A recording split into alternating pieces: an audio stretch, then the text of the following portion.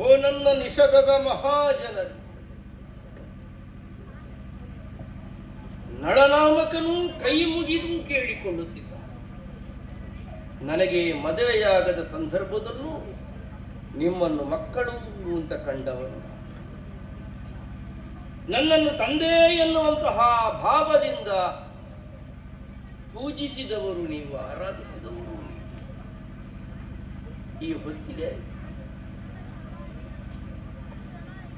ವ್ಯಸನಾಭೂತನಾಗಿ ಎಲ್ಲವನ್ನೂ ಕಳೆದುಕೊಂಡವನಿದ್ದೆ.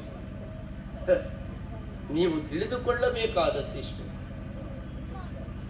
ಇವತ್ತಿನ ಯಾವ ಗಾಢ ಅಂಧಕಾರವೂ ನಾಳಿನ ಸೂರ್ಯೋದಯವನ್ನು ತಡೆಯುವುದಿಲ್ಲ. ಆ ಬೆಳಕಿನ ನಿರೀಕ್ಷೆಯಲ್ಲಿ ಕಣ್ತುಂಬಿಸಿಕೊಳ್ಳುವುದಕ್ಕೆ ನೀವು ಕಾಣುತ್ತಾ ಇರಬೇಕು. ಏನು ಮಾತಾಡ್ತಾ ಇದ್ದಿ? ದ್ವಂದ್ವ ಅರ್ಥದಲ್ಲಿ ಮಾತಾಡ್ತಾ ಇದ್ದೀಯಾ? ಹೇಗೆ ಸರಿ ಅರ್ಥ ಆಗುವ ಹಾಗೆ, ದ್ವಂದ್ವ ಇಲ್ಲದ ಹಾಗೆ. ನಾಳಿನ ಸೂರ್ಯೋದಯವನ್ನು ಏನು ನೀವು ದ್ವಂದ್ವದಲ್ಲಿ ಮಾತಾಡೋದು? ಖಂಡಿತ ದ್ವಂದ್ವವಿಲ್ಲ ಪುಷ್ಕರ. ನಳನಾಳ್ವಿಕೆಯಲ್ಲಿ ಅಂಧಕಾರ ಬಂದು ಹೋಯಿತು ನಿಮಗೆ. ನಾಳಿನ ಪುಷ್ಕರನ ಆಳ್ವಿಕೆ ಎನ್ನುವುದು ಪ್ರಬಲ ಸೂರ್ಯೋದಯ ಇದ್ದ. ಓ ಹಾಗೆ. ಆ ಸೂರ್ಯೋದಯದಲ್ಲಿ ನಿಮ್ಮನ್ನಾವರಿಸಿಕೊಂಡಿರುವಂತಹ ಎಲ್ಲ ಚೇತನಗಳು ಮತ್ತು ಅರಳುವ ಹಾಗೆ ಅವನೇ ನೋಡಿಕೊಳ್ಳುತ್ತಿದ್ದಾನೆ. ಅರಸನಾದವನು ಕಣ್ಣೀರು ಹಾಕಕೂಡದಂತೆ ಪ್ರಜೆಗಳಿಗೆ.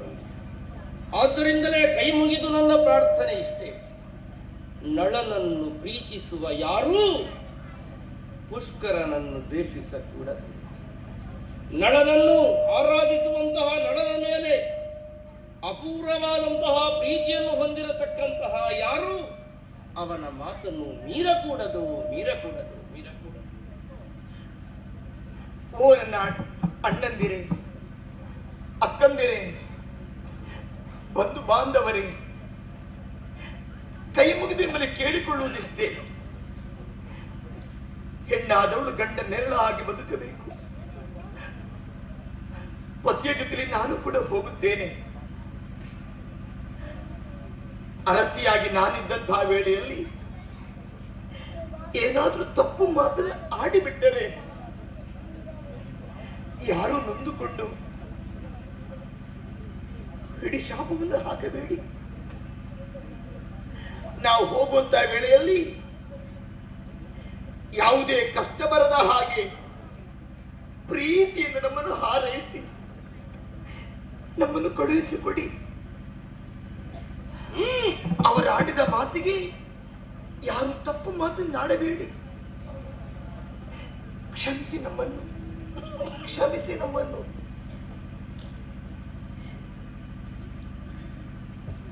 ಹಾಗೆ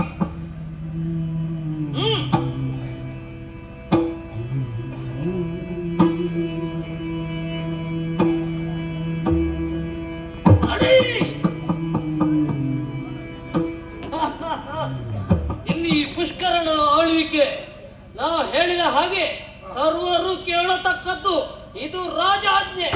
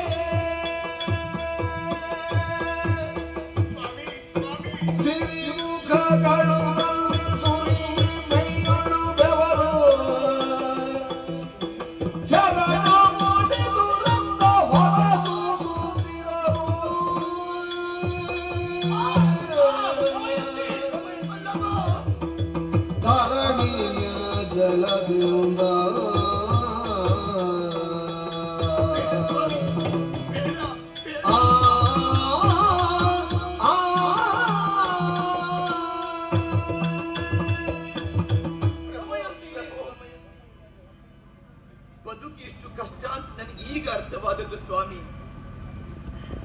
ಸುಖದ ಸುಪ್ಪತ್ತಿಗೆಯಲ್ಲಿ ತೇಲಾಡಿದವಳು ನಾನು. ತಮ್ಮಂತೆಯ ಜೀವನದಲ್ಲಿ ಕಷ್ಟ ಇಲ್ಲ, ಯಾಕೆ ಬಲ್ಲಿರಾ? ನೀವಿರುವಾಗ ನನಗೆ ಯಾವುದೇ ಚಿಂತೆ ಇರಲಿಲ್ಲ ಸ್ವಾಮಿ. ಅರಮನೆಯಲ್ಲಿ ಸಂತೋಷದ ಕಾಲವನ್ನು ಕಳೆಯುತ್ತಾ ಇದ್ದವರು ನಾವು. ಯಾಕೋ ಈ ದಾರಿಯಲ್ಲಿ ನಡೆದುಕೊಂಡು ಬರುವಾಗ ಒಂದು ಕಡೆಯಿಂದ ಬಿಸಿಲಿನ ತಾಪ, ಮುಳ್ಳು ತಾಗಿ ಧಾರಾಕಾರವಾಗಿ ರಕ್ತ ಸೋರುತ್ತಾ ಉಂಟು. ಆ ಮುಳ್ಳನ್ನು ಒಮ್ಮೆ ತೆಗೀತೇನೆ. ಆ! ಪ್ರಭು, ನೀವೇನು ಮುಳ್ಳನ್ನು ತೆಗೆದಿರಿ, ನನ್ನ ಮನಸ್ಸಿನಲ್ಲಿ ಮುಳ್ಳು ತಾಗಿ ಆಯ್ತು ಸ್ವಾಮಿ. ಒಂದು ಹೆಜ್ಜೆ ಮುಂದಿಡುವುದಕ್ಕಾಗುತ್ತಾ ಇಲ್ಲ,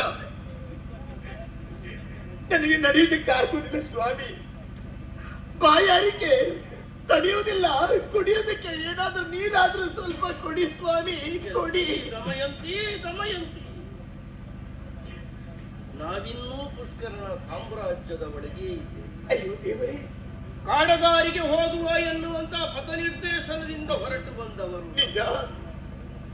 ನಿನಗೆ ನಡೆಯಲಾಗುವುದಿಲ್ಲ ಅಂತ ಹೇಳಿದ್ರೆ ಅರ್ಥ ಆಗ್ತದೆ. ರನ್ನಗಂಬಡಿಯಲ್ಲೇ ನಡೆದವರಿಗೆ ಈ ಶಾಖಭರಿತ ನೆಲದಲ್ಲಿ ಹೆಜ್ಜೆ ಇಡುವುದಾದರೂ ಸರಿ. ಕಷ್ಟ ಮೇಲಿಂದ ಮೇಲೆ ಬಂತು, ನನ್ನ ಮೂಲಕವಾಗಿ ನೀನು ಅನುಭವಿಸುವಂತಾಯಿತು. ಹೇಳಕೂಡದು. ನಾನಂತೂ ಪುಷ್ಕರನ ಋಣದಲ್ಲೇ ಮಧ್ಯ ಬದುಕುವಂತಾಯ್ತಲ್ಲ. ನೀನು ನಡೆಯದಿದ್ದರೆ, ನೀನು ಮುಂದೆ ಹೋಗದೆ ಇದ್ದರೆ ಅವನ ಸಾಮ್ರಾಜ್ಯದೊಳಗೆ ಮಧ್ಯ ಬದುಕಿದಂತಹ ನಿಲುವಿನಲ್ಲಿ ನಮ್ಮನ್ನು ನಾವು ತೊಡಗಿಸಿಕೊಳ್ತಾಗುವುದಿಲ್ಲವೇ? ನನ್ನಿಂದಾಗಿ ನೀ ಕಷ್ಟ ಅನುಭವಿಸುವಂತಾಯ್ತು. ನನ್ನ ಕಣ್ಣೀರು ಕಂಡು ನಿಷಧಪುರದ ಅಧಿಕಾರಿ ಒಡೆಯನಾಗಿ ಬೆರೆದಂತ ನಿಮ್ಮಲ್ಲಿ ಕಣ್ಣೀರೇ ಬೇಡ ಸ್ವಾಮಿ. ನೀವು ಅಳಬಾರದು, ನೀವು ಧೈರ್ಯ ಹೊಂದಬಾರದು. ನಾನೇನೋ ಮಾತಾಡಿಬಿಟ್ಟೆ ಸ್ವಾಮಿ. ಸತ್ಯಸಂಧರು ನೀವು, ಯಾವುದೇ ಕಾರಣಕ್ಕೂ ನೀವು ಹಿಂಜರಿಯಬಾರದು. ಹೇಗೂ ಕಾಲು ಮುಂದಿಟ್ಟಾಗಿದೆ, ನಾನು ನಿಮ್ಮ ಜೊತೆಯಲ್ಲಿದ್ದೇನೆ. ನನಗೆ ಬಲವಾಗಿ ನೀನು, ನಾನಿದ್ದೇನೆ ಸ್ವಾಮಿ. ನಿನಗೆ ಬೆಂಬಲವಾಗಿ ನಾನು. ನೀವು ಹೋಗುವ ಬನ್ನಿ.